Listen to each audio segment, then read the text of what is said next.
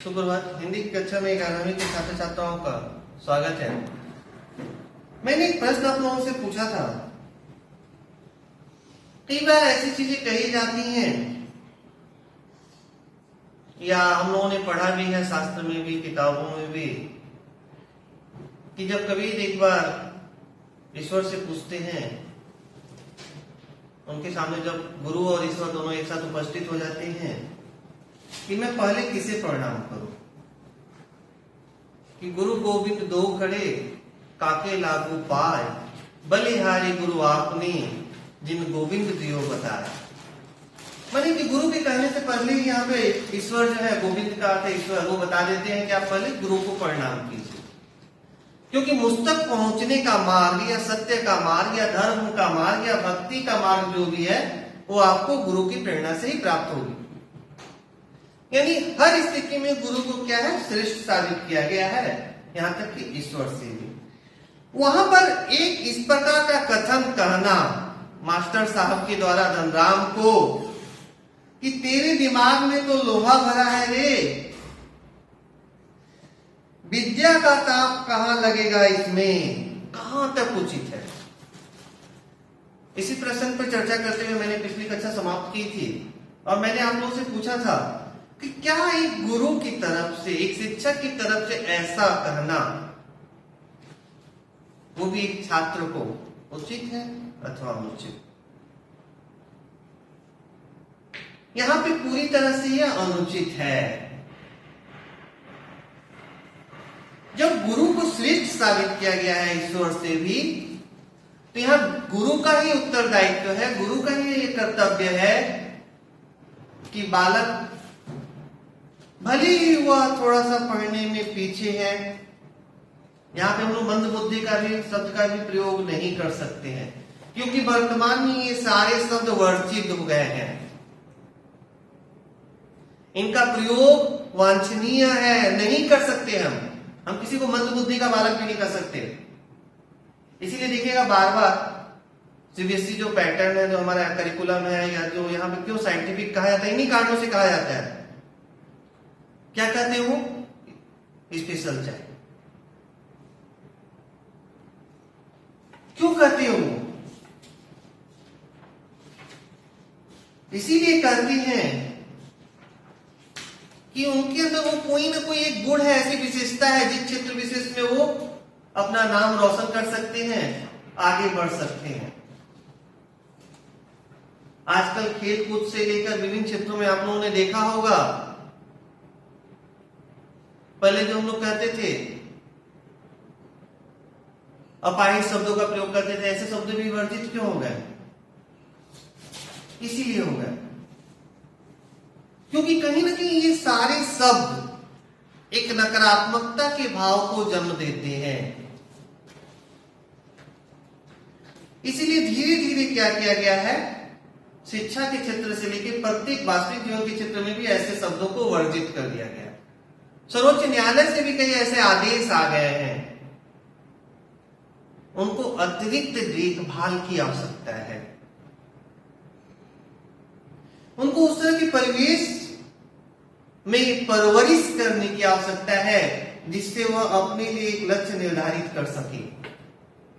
इसलिए कहीं से भी मास्टर साहब के इस कथन का समर्थन नहीं किया जा सकता जो उन्होंने धनराम के संदर्भ में कहा है।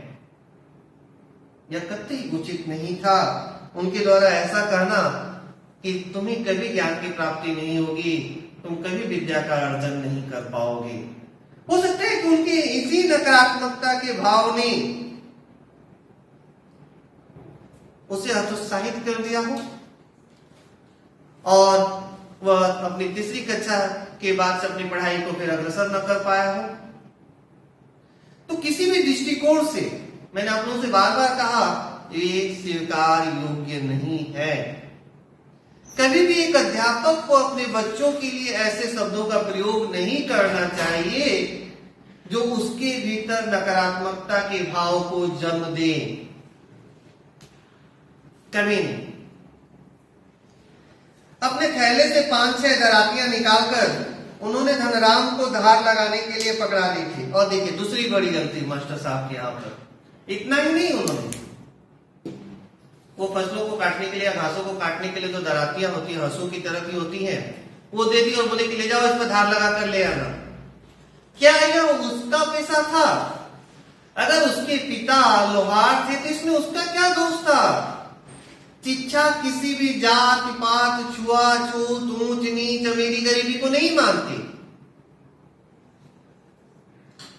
अगर उन्हें यह कार्य करवाना ही था तो धनराम लोहार की दुकान पर चले जाते, उसके पिता से यह काम करवाते। लेकिन उन्होंने क्या किया?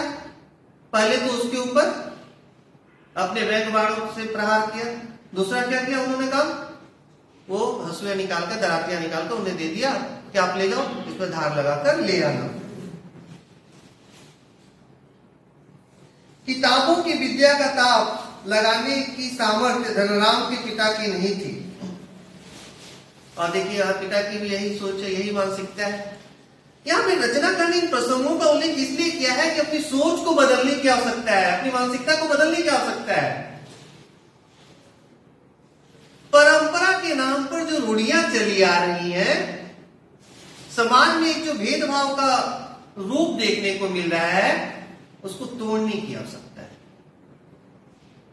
तभी हमारा समाज आगे बढ़ेगा। जब हम सबको एक साथ लेकर आगे नहीं बढ़ेंगे, समाज के विकास की कल्पना भी नहीं कर सकते। लेकिन ये बड़ी विडंबना है कि आज आधुनिक समय में भी हम कहते हैं कि हम आधुनिक हो गए हैं, लेकिन हम लोगों की मानसिकता, हमारी जो सोच है, अभी भी पुरातन ही है, प्राचीन ही है।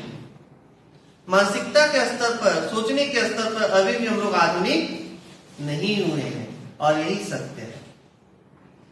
इस सत्य को हमें स्वीकार करना ही होगा। आज भी देखिएगा, जाति के नाम पर, धर्म के नाम पर ये जो सांप्रदायिक दंगे हो रहे हैं, या दलितों का जो शोषण हो रहा है, या जो उपेक्षित है या पीड़ित है, वो क्यों है? मध्य प्रदेश की घटना आप लोग इसका उदाहरण दे सकते हैं।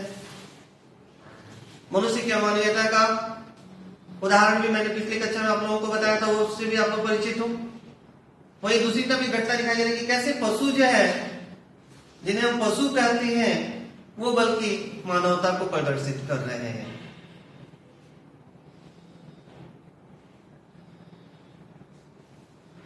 धनराम हाथ पैर चलाने लायक हुआ ही था कि बाप ने उसे झोंपनी फूकने या सान लगाने के कामों में उलझाना शुरू कर दिया, और पिता भी वही करते हैं। कहां तक अपने बच्चे का साथ देते, उसको प्रोत्साहित करते कि नहीं बेटा आप पढ़ सकते हो, आप अच्छा कर सकते हो, आपके अंदर वो क्षमता है, आपके अंदर वो सामर्थ्य है, ये कहने की बजाय पिता भी उसे अपने साथ काम में लगा देते हैं। और धीरे धीरे हथौड़े से लेकर घर चलाने की विद्या,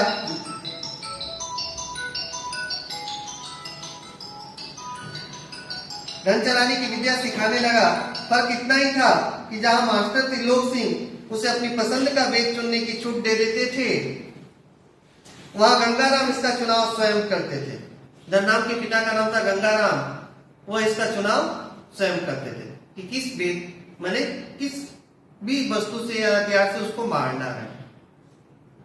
और जरा सी गलती होने पर छड़, बेत, हत्था, जो भी हाथ लग जाता, उसी से अपना प्रसाद दे देते। यानी प्रसाद यहां पर क्या है मालूम है?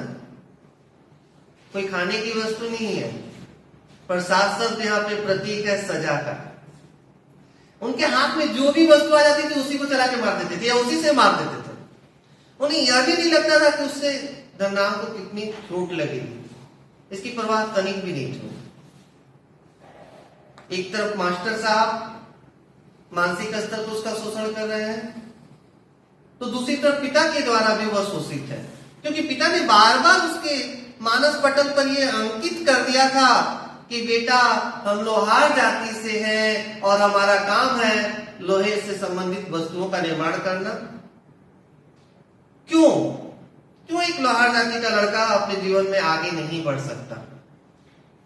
घटना के अंत में इसलिए उन्होंने दिखाया है कि जिस बच्चे से सबसे ज्यादा अपेक्षा थी, आशा थी, मास्टर साहब से लेकर गांव के बाकी लोगों की, कैसे अंततः वह भी उसी पेशे से जुड़ जाता है। गंगाराम अचानक चल बसे तो धनराम ने सहज भाव से उनकी विरासत संभाल ली, यानी एक पैतृक पेशा, और पास पड़ोस के गांव वालों को याद नहीं रहा, वे कब गंगाराम के ऑफर को धनराम को ऑफर करने लगे थे। मैंने तो उनका दुकान था लोहे का, जहां पे वो कार्य करते थे, धार चलाते थे या लोहे से संबंधित वस्तुओं का निर्माण करते थे। धीरे धीरे गंगाराम के नाम का अस्तित्व जो है समाप्त होने लगा और उस जगह पर एक नया नाम आने लगा, वो था धनराम लोहार। तो आज की कक्षा में यहीं तक, अगली कक्षा में हम फिर आगे की घटनाक्रमों पर चर्चा करेंगे।